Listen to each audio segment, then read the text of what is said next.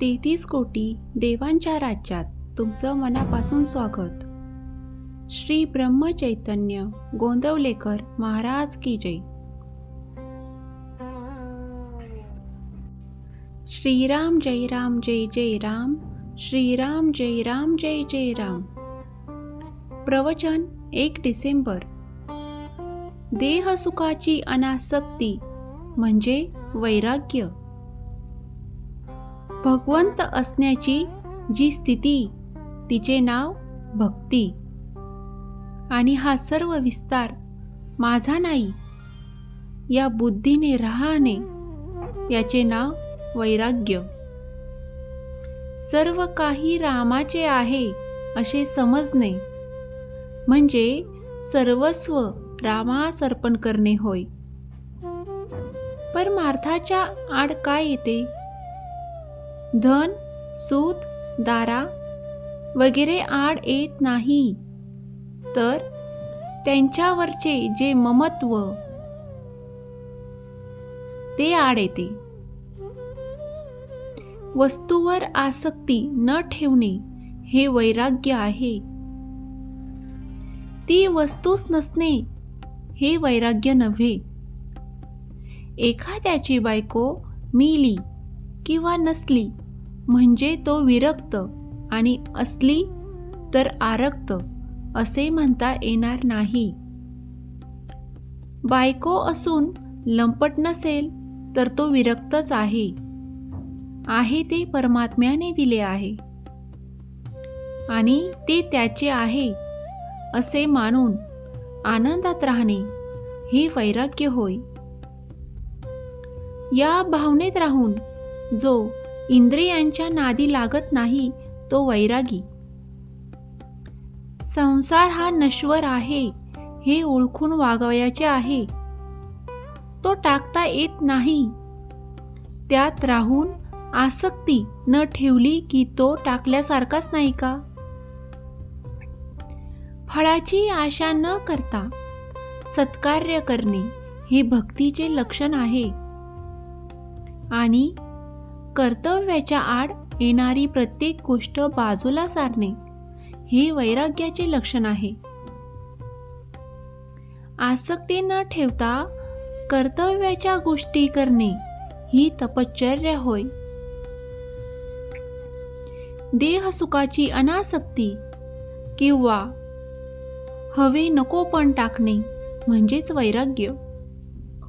खरोखर विचार करा, प्रपंचात मनासारख्या गोष्टी कुठे मिळतात हो? त्या मिळणे न मिळणे आपल्या हातातच नसते. अमुक हवे अथवा नको असे कशाला म्हणावे? असे न म्हणता रामाचेच होऊन राहावे म्हणजे झाले. जो रामाजवळ विषय मागतो त्याला रामापेक्षा त्या विषयाचेच प्रेम जास्त आहे असे सिद्ध होते. विषय बाधक नाही, पण विषयासक्ती बाधक आहे. भगवंताला प्रसन्न करून नाशवंत वस्तू मागितली तर काय उपयोग? नामावर प्रल्हादाने जशी निष्ठा ठेवली तशी आपण ठेवावी. त्याने नाम श्रद्धेने घेतले आणि निर्विषय होण्यासाठी घेतले.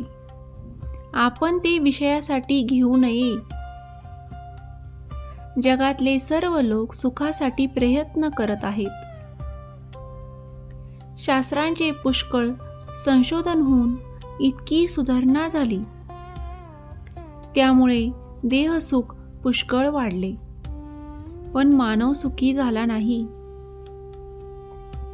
आजारी माणसाचा ताप तोपर्यंत निघत नाही तोपर्यंत रोग बरा झाला नाही. त्याचप्रमाणे मानव सुखी झाला नाही तोपर्यंत खरी सुधारणा झाली नाही असे समजावे. सध्या जगाला सुधारण्याचा आणि जगावर उपकार करण्याचा काल राहिलेला नाही. प्रत्येकाने आपल्याला तेवढे सांभाळावे. यासाठी भगवंताचे अनुसंधान चुकवू देऊ नये. मग धोका नाही. सगळ्यांनी असा निश्चय करा की भगवंताच्या नामापरत्या गोष्टी ऐकायच्या नाहीत. जे मिळेल त्यात समाधानी राहायला शिका. मी भगवंताचा आहे असे म्हटल्यावर सर्व जगत आपल्याला भगवत स्वरूप दिसू लागेल, यात शंका नाही. ही केवळ कल्पना नाही, आपण अनुभव घेऊन पाहत नाही. त्यासाठी नामस्मरणात आपण राहूया. जगात भगवंता वाचून सत्य वस्तू नाही, ही ज्याची निष्ठा तोच खरा योगी, ज्ञानी आणि परमार्थी समजावा. श्रीराम जय राम जय जय राम, श्रीराम जय राम जय जय राम. जय देव जय भक्ती. आपण पाहिले 33 कोटी देवतांची सेवा पुढे नेण्यासाठी भक्ती परिवारात सामील व्हा. सबस्क्राईब करा आणि भक्तीचा प्रकाश सर्वत्र पसरावा. भक्तीचा प्रकाश सर्वत्र पसरावा. जय जय रघुवीर समर्थ. जय जय रघुवीर समर्थ. जय जय रघुवीर समर्थ.